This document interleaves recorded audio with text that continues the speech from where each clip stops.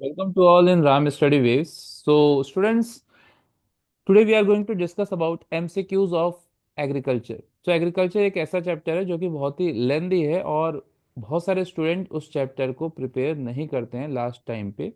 ठीक है, because of too much lengthy chapter. तो आज मैं इस वीडियो में आपको उस चैप्टर के इम्पॉर्टेंट एमसीक्यूज जो पॉसिबिलिटीज है बोर्ड एग्जाम में आने की, वो मैं लेके आया हूँ इस चैप्टर में।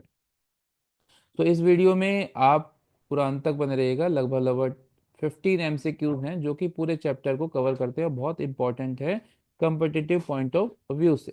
ठीक है, तो आइए बिना देरी के स्टार्ट करते हैं एमसीक्यूज ऑफ एग्रीकल्चर चैप्टर।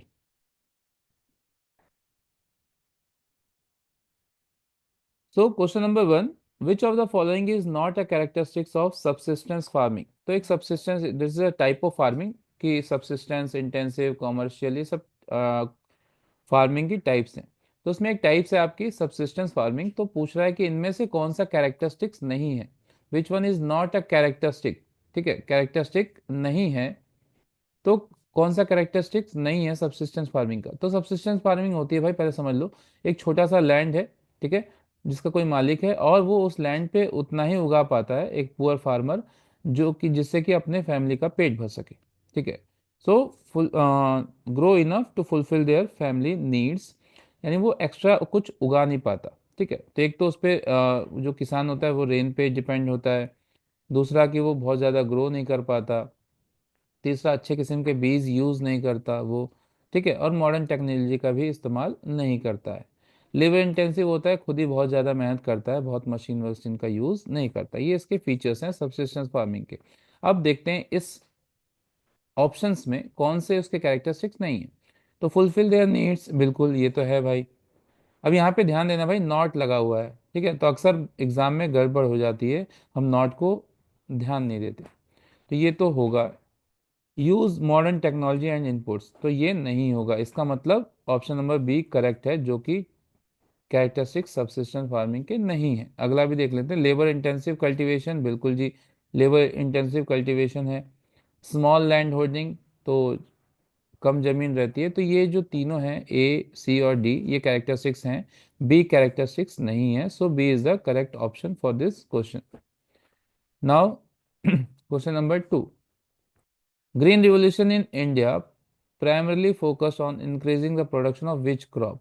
ठीक है, ये सब कम्पिटिटिव पॉइंट ऑफ व्यू से, चूंकि आपके बोर्ड एग्जाम में कम्पिटिटिव पॉइंट ऑफ व्यूज के एमसीक्यू डेफिनेटली देखने को मिलेंगे, तो इसलिए मैं ये सारे इंपॉर्टेंट एमसीक्यूज आपके लिए लेके आया हूँ।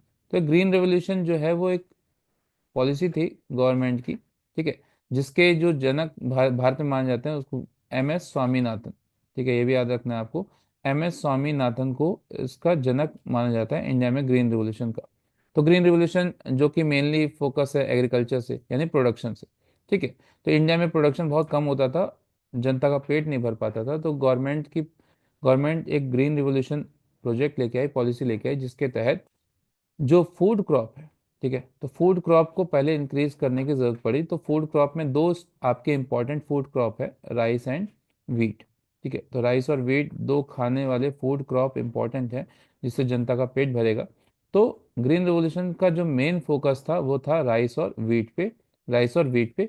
और ग्रीन रेवोल्यूशन में क्या इंट्रोड्यूस किया गया, HYV सीड्स, ये भी आपको याद रखना है, HYV सीड्स, यानी high yielding variety of seeds. ठीक है, high yielding variety of seeds introduce किया गया, जिसमें से वीट और राइस के जो अच्छे किस्म के बीज हैं वो दूसरे देश से मंगाए गए, जिसमें अमेरिका, USA और ये मैक्सिको का बहुत बड़ा योगदान है। ठीक है, तो एक क्वेश्चन से बहुत सारे क्वेश्चन आपके प्रिपेयर हो गए। तो correct answer is rice and wheat. Now next is, तो next question is assertion reason. Assertion reason का क्वेश्चन है। इस तरह के क्वेश्चन आपको डेफिनेटली बोर्ड एग्जाम में देखने को मिल सकते हैं। तो असर्शन एक स्टेटमेंट है और उसका एक रीजन है। ठीक है, अब ये स्टेटमेंट सही है, रीजन सही है, या स्टेटमेंट सही है, रीजन भी सही है, और रीजन करेक्ट एक्सप्लेनेशन देता है स्टेटमेंट के, या एक सही है एक गलत है, इस तरह के चार ऑप्शन आपको देखने को मिलेंगे। तो पहले पढ़ लेते हैं कि स्टेटमेंट है क्या। Statement is shifting cultivation is ecologically damaging. ठीक है, तो जो शिफ्टिंग कल्टीवेशन है वो इकोलॉजिकली क्या करता है, डैमेज करता है। अब शिफ्टिंग कल्टीवेशन है क्या? तो शिफ्टिंग कल्टीवेशन में क्या होता है कि जो ट्राइबल पीपल होते हैं वो पेड़ों को क्या करते हैं, काटते हैं, जमीन को खेती लायक बनाते हैं, और उसके बाद उसमें क्रॉप उगाते हैं। तो after some time when land become infertile, तो क्रॉप उगाने के साथ साथ कुछ समय बाद लैंड में क्रॉप उगती नहीं है, so they leave that place and search out for another place. फिर अगेन वो वहाँ पे पेड़ को काटते हैं, जंगल को काटते हैं, फिर उस जमीन को खेती लायक बनाते हैं, फिर वहाँ पे खेती करते हैं, और फिर वहाँ पे जब जमीन का फर्टिलिटी खत्म होता है तो अगेन उस जगह को छोड़ के चले जाते हैं। तो ये है शिफ्टिंग कल्टीवेशन। ठीक है, इस कल्टीवेशन को बोलते हैं शिफ्टिंग कल्टीवेशन। ये तो हो गई। Now reason is it involves clearing forest, बिल्कुल भाई सही है, clearing forest patches and burning the vegetation. ठीक है, काट के उसको जलाने के बाद, leading soil erosion and loss of biodiversity. It means कि statement and reason both are correct, and reason is the correct explanation of statement. ठीक है, तो इकोलॉजिकली डैमेज क्यों है भाई? तो जमीन को काट रहे हैं, सॉइल इरोजन हो रहा है, बायोडाइवर्सिटी खत्म हो रही है। तो इसका जो करेक्ट ऑप्शन होगा वो होगा option number A. Both A and R true, and R is the correct explanation of A. ठीक है, नाउ नेक्स्ट इज ठीक है भाई, तो देखा आप वीडियो में, आप हर क्वेश्चन में आपको एक्सप्लेनेशन के साथ साथ उसके और भी जो उससे जुड़े हुए आपके एमसीक्यूज है वो भी आपको क्लियर हो जाएंगे। तो इस वीडियो को पूरा ज़रूर देखिए और अपने दोस्तों के साथ भी शेयर करिए, क्योंकि मैक्सिमम लोग इस चैप यूनिट को प्रिपेयर नहीं करते लास्ट मोमेंट पे। नाउ झूम कल्टीवेशन। ठीक है, तो झूम cultivation is a type of, एक नाम है किसी खेती का, झूम कल्टीवेशन। ये किसका टाइप है? Intensive farming, shifting cultivation, commercial farming, या प्लांटेशन फार्मिंग? तो झूम भाई, झूम इंडिया में बोला जाता है झूम कृषि यानी शिफ्टिंग को। ठीक है, तो घूम घूम के होता है। तो जो ट्राइबल पीपल करते हैं, पेड़ को काटा, अगेन फिर इसको साफ करा, तो दूसरी जगह पे गए, तो इस प्रोसेस को हम बोलते हैं झूम। तो इंडिया में इसको नाम से जाना जाता है झूम। तो झूम है शिफ्टिंग कल्टीवेशन का टाइप। ठीक है, शिफ्टिंग कल्टीवेशन का टाइप है झूम cultivation. Next question, which state is the largest producer of rice in India? तो राइस का लार्जेस्ट प्रोड्यूसर कौन है? तो राइस सबसे ज़्यादा कहाँ पे उगती है भाई? तो राइस सबसे ज़्यादा उगती है वेस्ट बंगाल में। तो largest producer of rice is West Bengal. तो वेस्ट बंगाल में सबसे ज़्यादा चावल उगाया जाता है। और सेकंड नंबर पे आपका आता है यूपी। तो सेकंड पे आता है यूपी। तो सबसे ज़्यादा राइस कहाँ पे होती है भाई? वेस्ट बंगाल में। West Bengal is the largest producer of rice. Now next is,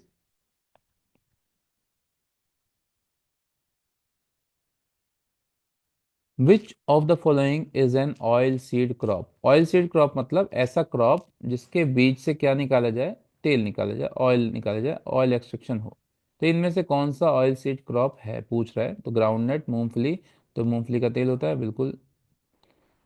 mustard, सरसों, इसका भी तेल होता है। सोयाबीन, इसका भी तेल होता है। It means the option number D is correct, all of the above. ठीक है, तो कभी भी झटके से कोई भी ऑप्शन का किसी भी क्वेश्चन का आंसर नहीं देना है। पूरा ऑप्शन आपको क्या कर लेना, पढ़ लेना है। कभी कभी एक से ज़्यादा ऑप्शन सही होते हैं, तो उसमें बोथ भी हो सकता है या ऑल ऑफ एबव भी हो सकता है। तो इस बात पे आपको बहुत फोकस करना होगा। Now next is question number 7, which state is known as sugar bowl of India? ठीक है, सुगर बाउल ऑफ इंडिया यानी शुगर सबसे ज्यादा कहाँ पे होती है? Sugar bowl of India. तो शुगर बाउल किसको बोला जाता है, किस स्टेट को बोला जाता है? तो शुगर बाउल बोला जाता है भाई यूपी को। So Uttar Pradesh is a sugar sugar bowl of India. तो उत्तर प्रदेश में इस समय सबसे ज्यादा शुगर की प्रोडक्शन हो रही है। इवन शुगर केन की भी प्रोडक्शन सबसे ज्यादा कहाँ पे होती है? यूपी में होती है। तो शुगर केन के मामले में भी यूपी है नंबर 1 पे, और आपका महाराष्ट्र नंबर 2 पे। ठीक है, नाउ नेक्स्ट इज,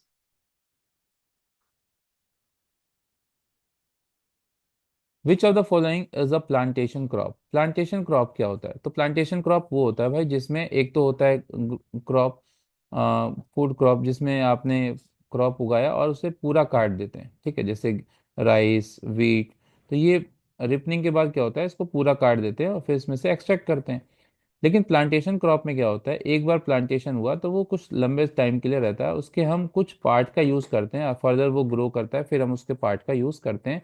इस टाइप की खेती को हम बोलते हैं प्लांटेशन फार्मिंग। ठीक है, तो प्लांटेशन फार्मिंग कौन सी है इनमें से? टी, चाय, तो बिल्कुल चाय क्या होती है, प्लांटेशन फार्मिंग होती है, यानी चाय का पूरा प्लांट नहीं काटा जाता है, केवल हम पत्तियों को एक्सट्रैक्ट करते हैं। कॉफ़ी, बिल्कुल कॉफ़ी भी प्लांटेशन फार्मिंग है, यानी कॉफ़ी के हम बीन्स को यूज़ करते हैं, कॉफ़ी बीन्स। रबर, तो रबर भी क्या है, प्लांटेशन फार्मिंग है, तो रबर के भी हम किसको यूज़ करते हैं, तो रबर का जो आपका मिल्क उसका आता है, उसको हम यूज़ करते हैं। तो इसका जो सही आंसर है वो है ऑल ऑफ एबव। तो चारों ऑप्शन इसके सही। Now question number 9, which of the following is not a characteristics of commercial farming. Commercial farming का कैरेक्टरिस्टिक्स नहीं है। तो कमर्शियल फार्मिंग क्या होता है भाई, तो जो फार्मिंग बिजनेस पर्पज से की जाती है, यानी मैक्सिमम जो यूज होता है वो बेचने का होता है, यानी अर्निंग करने का जो पर्पज होता है वो है कमर्शियल फार्मिंग। तो इनमें से कौन सा कमर्शियल फार्मिंग का कैरेक्टरिस्टिक्स नहीं है पूछ रहा है। सो लार्ज स्केल कल्टीवेशन, बिल्कुल लार्ज स्केल कल्टीवेशन होता है, बहुत बड़े लेवल पे कल्टीवेशन रहता है। Use of primary modern technology and inputs, बिल्कुल भाई। तो कमर्शियल फार्मिंग में मॉडर्न टेक्नोलॉजी का यूज होता है। प्राइमरली फॉर सेल्फ कंजप्शन, ये नहीं है, यानी इसका जो मेन फोकस है वो सेल्फ कंजप्शन नहीं है, खुद अकेले यानी खुद खाना नहीं है, इसका पर्पज है बेचने का।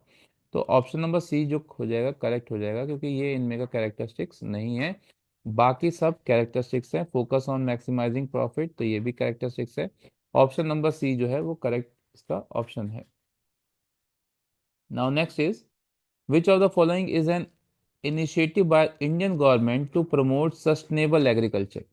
तो सस्टेनेबल एग्रीकल्चर प्रमोट करने के लिए कौन सा इनिशिएटिव लिया है इंडियन गवर्नमेंट ने। तो गवर्नमेंट समय समय पे पॉलिसीज लाती रहती है, ठीक है, इनिशिएटिव लेती रहती है एग्रीकल्चर को डेवलप करने के लिए। तो इस तरह के क्वेश्चन आपको बोर्ड एग्जाम में देखने को मिल सकते हैं।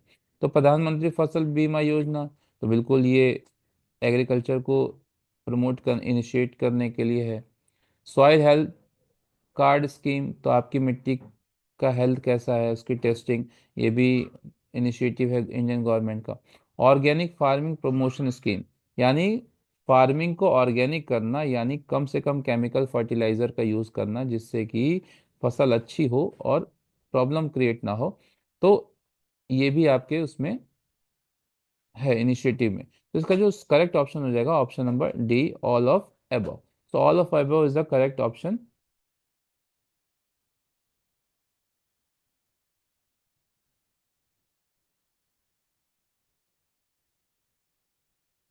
नाउ नेक्स्ट इज, तो organic farming is gaining popularity, ठीक है।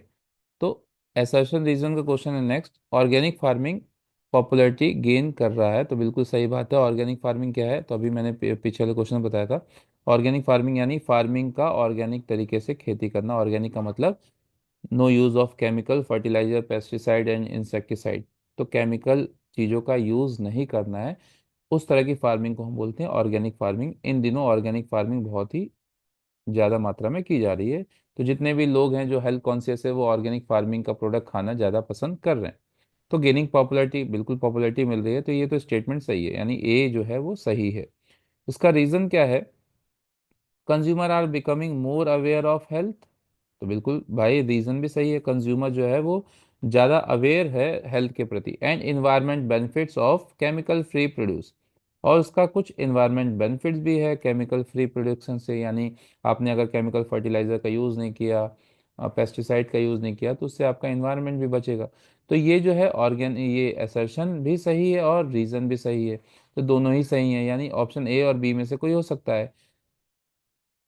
ऑप्शन नंबर ए में बोल रहा है कि R is the correct explanation of A, तो बिल्कुल, तो रीजन जो है वो एक्सप्लेनेशन असेसमेंट का करेक्ट एक्सप्लेनेशन है। So option number A is correct. Now next is, commercial farming often relies heavily on monoculture. तो मोनोकल्चर का मतलब होता है भाई कि एक ही क्रॉप को बार बार उगाना, एक ही क्रॉप को रिपीट करना बार बार। सो सेम क्रॉप रिपीट, ठीक है। तो सेम क्रॉप को रिपीट करना क्या कहलाता है, मोनोकल्चर कहलाता है। तो कॉमर्शियल फार्मिंग मोनोकल्चर पे ज़्यादा फोकस कर रही है, यानी ज़्यादा ज़्यादा प्रॉफिट कमाने के लिए एक एक प्रोडक्शन बार बार किया जाता है। रीज़न है monoculture increase the risk of paste infestation and soil nutrient and depletion, ठीक है। तो इसका जो है असर्शन भी सही है और उसका रीज़न भी सही है, और रीज़न जो है वो करेक्ट एक्सप्लेनेशन दे रहा है असर्शन का, कि मोनोकल्चर जो है वो रिस्क इंक्रीज करता है किसके लिए, paste infestation and soil nutrient depletion. यानी एक ही क्रॉप को बार बार उगाने से आपके सॉइल की न्यूट्रिएंट्स भी क्या हो सकती है, न्यूट्रिएंट्स कम हो जाती है, ठीक है, न्यूट्रिएंट्स क्या हो जाते हैं, कम हो जाते हैं, ठीक। और उसमें रिस्क भी बढ़ जाता है, आपको ज़्यादा केमिकल यूज़ करना पड़ता है, जिससे कि पेस्ट इन्फेस्टेशन भी हो जाते हैं, जो उसमें छोटे छोटे जीव रहते हैं, केचुआ वगैरह, वो आपके खत्म हो जाते हैं। तो option number A is correct. So now next हम बात करते हैं कुछ इंपॉर्टेंट टर्म्स की, जो कि बहुत ज़रूरी है इस चैप्टर के पॉइंट ऑफ व्यू से, एमसीक्यूज के पॉइंट ऑफ व्यू से। तो कुछ इंपॉर्टेंट टर्म्स हैं अलग अलग उसमें, अलग अलग क्रॉप के प्रोसेस में, जो कुछ इसमें से पांच मैं चुन के लाया हूँ बहुत इंपॉर्टेंट। जैसे फर्मेंटेशन, सो फर्मेंटेशन एक प्रोसेस है टी से एसिड निकालने का, ठीक है। तो टी से रिमूव करने का, removal of acid, removal of acid. तो एसिड रिमूव करने की जो प्रोसेस होती है उसको बोलते हैं फर्मेंटेशन, ठीक है। तो चाय के उसमें से एसिड रिमूव करने की जो प्रोसेस है उसको हम क्या बोल रहे हैं, फर्मेंटेशन। तो विदरिंग क्या है भाई, तो विदरिंग का संबंध किससे है, कॉटन से, कॉटन से है। और कॉटन में विदरिंग, सॉरी, कॉटन का जो विदरिंग है वो है आपका टी से, ठीक है। तो टी के जो लीफ को सुखाने के लिए है ना, ड्राई, और ड्राई करना किस में, सन में, सनलाइट में सुखाने की जो प्रोसेस होती है, dry in sunlight, that is known as withering. Winnowing क्या है, रिमूवल है, ठीक है, removal of husk, removal of husk, ठीक है, रिमूवल ऑफ हस्क फ्रॉम, ठीक है। तो जब भी अनाज से है ना, चावल या गेहूं से जो भूसी निकलता है, ठीक है, चावल अनाज अलग, क्रॉप अलग हो गया, उसके जो हस्क है उसको हटाने की जो प्रोसेस होती है उसको बोलते हैं विनोइंग। गिनिंग क्या है भाई, तो गिनिंग का जो संबंध है वो कॉटन से है। तो कॉटन में से, कॉटन बॉल से फाइबर को अलग करना, तो बॉल से फाइबर अलग करना, रिमूव ऑफ फाइबर, उससे फाइबर को अलग करने की जो प्रोसेस है उसको बोलते हैं गिनिंग। रेटिंग का संबंध है जूट से, यानी जूट को पानी में ड्रॉप करके रखते हैं 25 डेज तक, ठीक है, 25 to 30 डेज पानी में ड्रॉप करते हैं, और उससे जो रेशा निकलता है, ठीक है, उससे जो जूट का जो हेयर कह लो वो निकलता है, उसकी प्रोसेस को बोलते हैं retting. So these are the important terms friend. तो होप आपको ये वीडियो बहुत ही यूज़फुल लगी होगी, और यूज़फुल है तो आप अपने फ्रेंड्स के साथ ज़रूर शेयर करिए। थैंक यू, एंड बने रहिए हमारे चैनल पे फर्दर नेक्स्ट वीडियोस के लिए। Thank you and have a nice day.